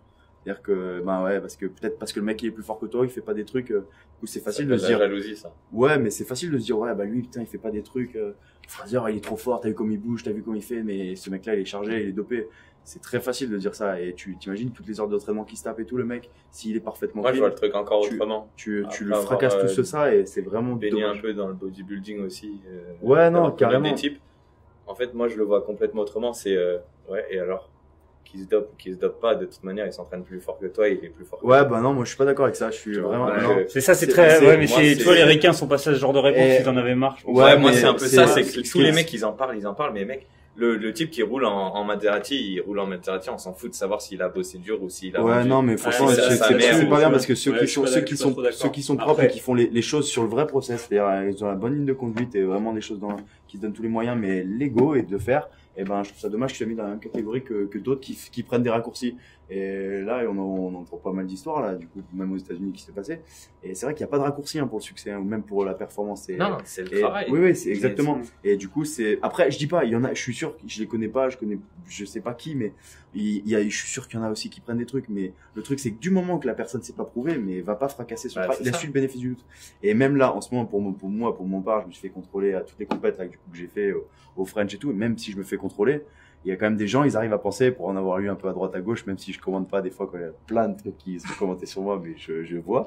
Et du coup, c'est vrai, ils sont quand même là à te dire, ouais, mais avec un bon médecin ou avec un bon financement et tout, il peut arriver à être clean toute l'année, machin et tout, mais j'ai envie de leur dire, mais putain, des fois, quand je vais faire mes cours, je prends du marque repère, truc, qu'est-ce qu'ils veulent que je paye un médecin, 10-15 000 euros ou je sais pas le prix pour savoir s'il y a quelque chose dedans.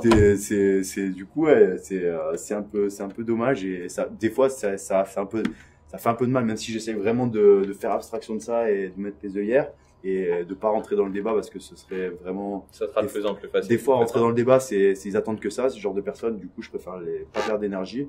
Mais c'est vrai que des fois, ça fait quand même un peu chier parce que tu te dis toutes les heures que t'as passées, elles sont un peu salies. Tous les sacrifices et tout que tu fais, c'est ça. Mais après, je me dis que les personnes qui sont à côté de moi, souvent, ou qui me connaissent, elles savent très bien que voilà, je suis clean et que j'ai jamais rien pris ou quoi, donc. S'en fout des autres. Hein. C'est ce qui t'affecte le plus, ouais. Des fois, ouais, ça pique un peu, ça fait chier, quoi, c'est franchement. C'est tout. Après le truc, tu vois, on parle de body. quand même quelques domaines sportifs où le fait que les mecs prennent des substances pour performer au plus haut niveau, il n'y a pas de doute. Ok, le mec qui est Mister Olympia, il n'y a pas un seul mec qui est propre. Mais je pense qu'il y a un autre problème aussi, c'est que vraiment le CrossFit, ok, même le sport de CrossFit, ça revendique aussi un aspect santé, c'est une espèce de grande expérience, tu vois, sur la performance humaine, etc. Et si t'as un mec qui a envie de faire un mauvais choix à la fois pour sa santé et pour faire ses performances, ok, je suis d'accord, c'est que son problème, et à la fin il conduit sa Maserati et tout, c'est très bien. Mais il n'y a pas de souci avec ça. Tu vois, moi, je comprends. Moi, j'ai fréquenté des gens dans les sports de combat, peut-être dans d'autres types de sports, vous avez tous fréquenté des mecs qui disent, bah, il y a des mecs qui picolent, il y a des mecs qui se droguent, il y a des mecs qui machin. Moi, je fais ça, et alors? Mais dans le contexte sportif, tout à l'heure, Willy, on entend parler, c'est un mec quand même qui parle de valeurs, etc. Et dans le CrossFit, le respect de ses valeurs, elles sont super importantes. Comme dirait Yvan, un pote à Guillaume, tu vois, si à un moment donné, si tu lèves le bras en l'air, tu vois, parce que t'as gagné, bah putain de merde, vaut mieux pas que ce soit parce que t'as gagné, parce que t'as pris de la poudre de perlimpinpin, etc. Et en fait, à la rigueur, le vrai problème, presque, il serait jusque-là, et c'est pour ça que faut pas laisser de doute là-dessus, et que si un mec comme Will, il dit, bah, moi je m'entraîne dur, je fais les sacrifices, je prends rien, j'ai jamais rien pris, et c'est une vérité, elle est blanche, elle est comme ça, bah, il faut soutenir ce message-là, parce que c'est le message que les gens ils doivent entendre, et notamment tous ceux qui veulent s'entraîner et qui espèrent pouvoir performer, et à qui c'est facile de chanter un truc sur les raccourcis. Voilà, il a dit, il n'y a pas de raccourci. Ouais, franchement, il n'y a pas de raccourci, et bah, après, je sais, t'as beau dire que tu vois, j'ai été contrôlé plusieurs fois, 3 fois du coup, par la FLD, l'Agence française de lutte antidopage, au French, divers complexes, même on a eu même la douane qui est venue fouiller les voitures et tout. Mais ouais, du coup, on n'en parle pas parce que c'est vrai qu'il y en a des fois, ils en parlent à droite à gauche. Mais du coup, même avec ça, il y a des gens quand même, ils arrivent à dire après, je peux pas en vouloir parce que quand tu regardes des documentaires comme Icar ou quoi, c'est vrai que ça, tu comprends pourquoi certaines personnes doutent, mais c'est vrai que c'est quand même dommage. Exactement ce que dit Ellie, c'est que il y a pas de raccourci pour le succès, et moi je crois à ça, et même il y a des grands athlètes, des fois on me dit ouais il est chargé et tout, je dis mais attends, imagine, moi j'y crois dur comme fer qu'il est pas chargé, du moins qu'on me prouve pas, et parce que j'ai pas envie de salir sur le travail de ce mec s'il a sacrifié une partie de sa vie. Ça fait 12 ans, ça fait mal de la quitter, il a eu voilà, ses enfants, c'est ça, et du coup tu après c'est vrai qu'il y a eu plein d'exemples qui ont fait du mal, comme Lance Armstrong et tout, ça a fait du mal à tous les sports, mais ça fait partie du jeu, donc voilà, franchement ouais, ça des fois ça fait un peu chier quoi, mais bon, au final je me dis c'est que ma méthode elle marche pas trop mal si les gens en arrivent à penser que je suis dopé. Ouais, tu vois, c'est ça. Hashtag trop beau gosse. Hashtag super bien beau gosse. Hashtag Mac les pecs. Putain. Il va le passer pour pas un batteur de pecs. C'est Michael Blevins. C'est Michael Blevins. C'est un préparateur physique de stars du cinéma. Et le type a remis en forme les mecs de 300. Il suivait le mec de Superman, Cavill. Ouais, j'ai vu 3 vidéos. Ouais. Et il est super intéressant au niveau de l'approche. Il fait des trucs très proches parfois de ce qu'on voit dans Level 1 sur les démonstrations, etc. Et il entend ça tout le temps parce que ils sont persuadés que tous les acteurs se dopent en 6 mois pour arriver à des résultats, etc. Et ils disent ouais mais moi aussi si je touchais de l'argent, ce serait facile pour moi de me mettre en forme, etc. Et du coup lui il revient toujours là-dessus et il dit mais si juste l'espace de 5 mois, tu t'interdisais de penser à n'importe laquelle des excuses que ce mec pourrait avoir, et à la place, tu faisais juste le même entraînement, où tu essaierais de suivre le rythme, au bout de 5 mois, tu serais plus étonné par là où t'es arrivé que tout ce que t'as pensé avant. Genre, juste si tu t'interdisais cette marge-là d'erreur pendant 5 mois, tu la fermes, t'arrêtes de penser aux excuses, t'arrêtes de trouver des excuses chez ce gars-là et des excuses pour toi-même, et tu te mets dans un process de travail. Juste regarde où t'en es 5 mois plus tard et reviens me parler. Et j'ai trouvé ça super fort parce que je me suis dit ouais, c'est un peu, parce que tu parles du document d'Icar, mais je suis pas pas d'accord, c'est que les gens réagissent pas parce qu'ils ont vu Icar. Quand tu vois Icar, ils flippent parce qu'ils disent ah ça va tellement loin. Oui, mais en fait tu flippes, c'est que t'es dégoûté un peu du sport en général. Ouais, mais tu peux être dégoûté du sport, mais le problème des gens, et je suis désolé pour tous ceux qui font trop d'excuses, mais les gens qui vont tout de suite là-dedans. Ah non mais là c'est juste des gens qui ont jamais rien fait de leur vie. Ah oui non mais et c'est toujours très facile, c'est comme le mec qui te troll sur internet. Le mec entreprend rien et il va te défoncer gratos. Voilà, c'est ça. et c'est trop facile, mais bon, tu changeras pas le monde. Juste. Ça c'est le problème des. Lève-toi ton canapé une fois. Des réseaux sociaux, hein. Ça, il y a plein de côtés positifs qui apportent du bon, mais t'as aussi le côté négatif. Faut les accepter. Parce que c'est le moyen le plus facile de réduire une distance. Si t'es tout là-haut et que je pense que t'es pas atteignable, beaucoup plus facile pour mon ego à moi de me dire tirer vers le bas. Non, c'est sûr. Et puis comme tu dis, je pense que les excuses c'est un gros problème des fois chez certaines personnes. Ouais. peut en évoquer, ça va durer longtemps. Oui.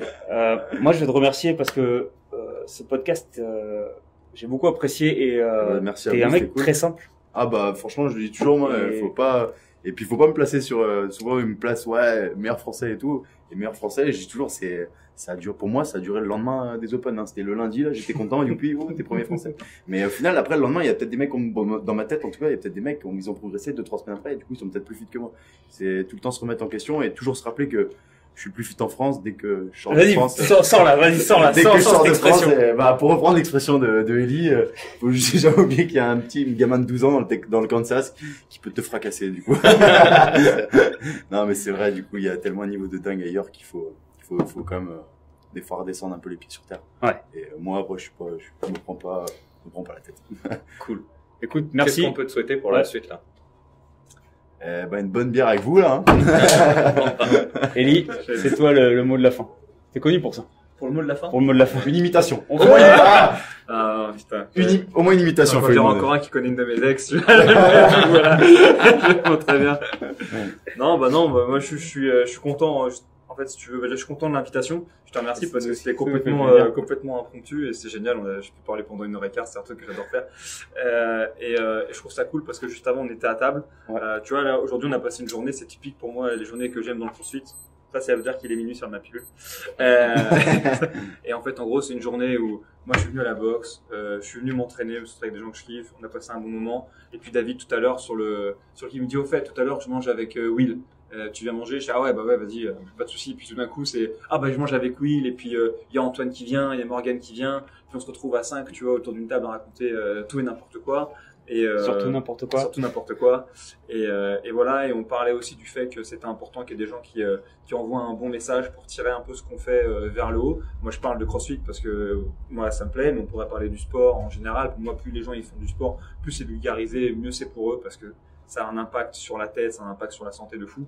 Et moi, ton podcast, je trouve qu'il est intéressant parce que tu vas voir des gens qui sont intéressants, qui sont différents et que c'est jamais du nivellement par le bas. Ça tire jamais vers le bas, ça pointe jamais du doigt, ça gueule jamais. Ouais, c'est voilà. Les gens, à mon sens, c'est comme quand tu allumes la télévision, tu vois, ce que tu vas voir à la télévision, c'est médiocre. Et parce que la médiocrité, c'est souvent ce qui va toucher le plus de gens plus facilement. Et c'est courageux d'essayer de faire un truc un peu différent et entre guillemets, toute proportion gardée avec un peu d'éducation à l'intérieur. Et voilà, et je trouve que ça valait la peine. Et donc pour ça, je te remercie. Et tu vois, la bière là de minuit 2, tu vois, c'est vraiment la journée CrossFit type avec des gens qui sont bien et qui vont dans la bonne direction. Merci à toi. Merci à toi. À la prochaine. Merci les gars. Très mainstream, ça. Très mainstream. Ouais.